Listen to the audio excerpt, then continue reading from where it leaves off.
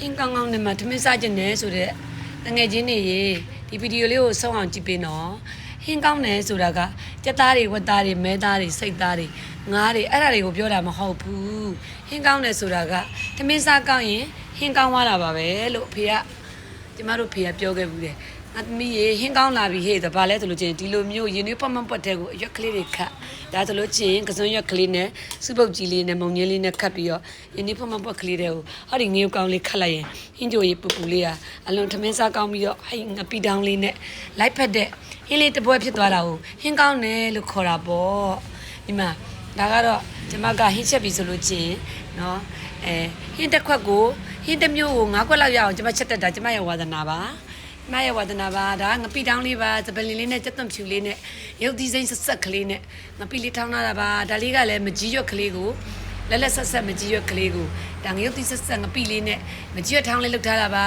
ပြီးလို့ချင်းဒါလေးကဗနှက်ကလေးလေရုပ်သားလေးက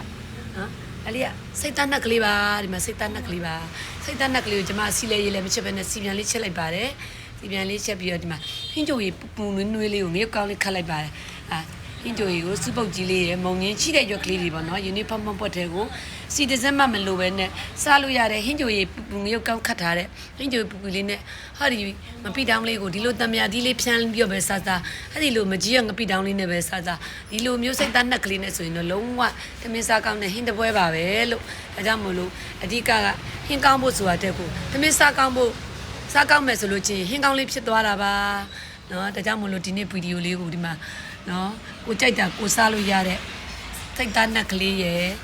မကြီးရွက်ငပိတောင်းလေးရယ်ဒီမှာငပိတောင်းတံမြာစီဖြန်းလေးပဲဖြစ်ဖြစ်အင်ဂျိုရီပူလေးနဲ့ဒီနေ့စပြပါမယ်လိုအပ်ရင်လိုအပ်တယ်လို့သုံးလို့ရတယ်မြို့ဒီစိမ့်လေးတွေတံမြာဒီလေးတွေပြီးရင်ကြက်သွန်ဖြူလေးအမွာလေးတွေထည့်ထားတာကကျမရဲ့ထမင်းစားရဲ့အမြဲတမ်းအစင်းတဲ့ဇပွဲပေါ်မှာရှိတဲ့ကျမရဲ့ဝါသနာပါပြီးလို့ချင်းလဲဒီမှာစိတ်သားလေးကိုပြုတ်ပြီးတော့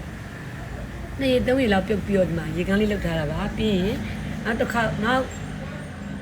သမင်းတနက်ကြရင်ကျမရေထပ်ထိုးပြီးတော့ပြန်ပြီးတော့ပန်းပွက်အောင်ပြန်တက်ပြီးရင်ရေခန့်ကန်ကြီးကြရင်အသားတုံးလေးတွေရေမြုပ်ခန့်ကြီးမှာစီလေးလောင်းထည့်ပြီးတော့ကြော်မှာပါနောက်တို့လို့ကျင်စိတ်သားကြော်လေးပေါ့နော်အဲ့လိုမျိုးဒီမှာချက်တက်ပါတယ်တက်သားတစ်ခါဝင်3-4မျိုးချက်ပါတယ်ဝတ်သားတစ်ခါဝင်3-4မျိုးချက်တာကျမရဲ့ဝါသနာပါပြီးရင်ဒီလိုအတိုးမြုပ်ဆိုတာအများနဲ့စပွဲပေါ်မှာချိပါတယ်ကျမကြိုက်ရင်စားမယ်မကြိုက်ရင်မစားဘူးများသောအားဖြင့်ကျမတို့မိသားစုကစိမ့်သိမ့်ဆူဆူနဲ့လက်လက်ဆက်ဆက်ကိုစားရတဲ့ဝါသနာကျမတို့မိသားစုရဲ့ဝါသနာပါဒါကြောင့်မို့လို့အိမ်ကသားသမီး2ယောက်နဲ့အမျိုးသားနဲ့က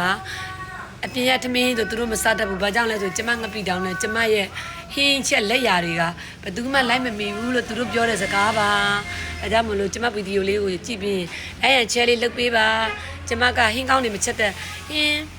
င်းကောင်းဆိုတာဒီလိုဝတ်သားချက်သားတွေကိုပြောတာမဟုတ်ဘဲနဲ့ဒီလိုစီမပါပဲချက်တဲ့ချင်းဟင်းလေးတွေဟင်းကြိုရည်လေးတွေအတုပ်ကလေးတွေထောင်းလေးတွေနော်အထောင်းလေးတွေပြီးလို့ချင်းရင်ဘာခေါ်မလဲ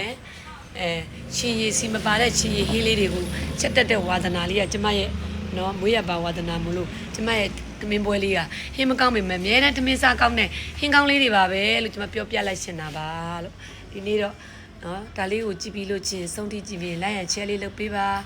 လို့ချင်းကျမရဲ့ဟင်းပွဲလေးတွေကိုအများနဲ့အားပေးပါလို့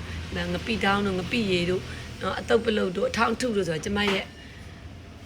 မွေးရပါဝါသနာပါတဲ့ဟင်းချက်နီးလေးတွေပေါ့နော်အများတန်းကျမရဲ့ဟင်းလေးတွေကိုတင်ပေးပါမယ်ရှင်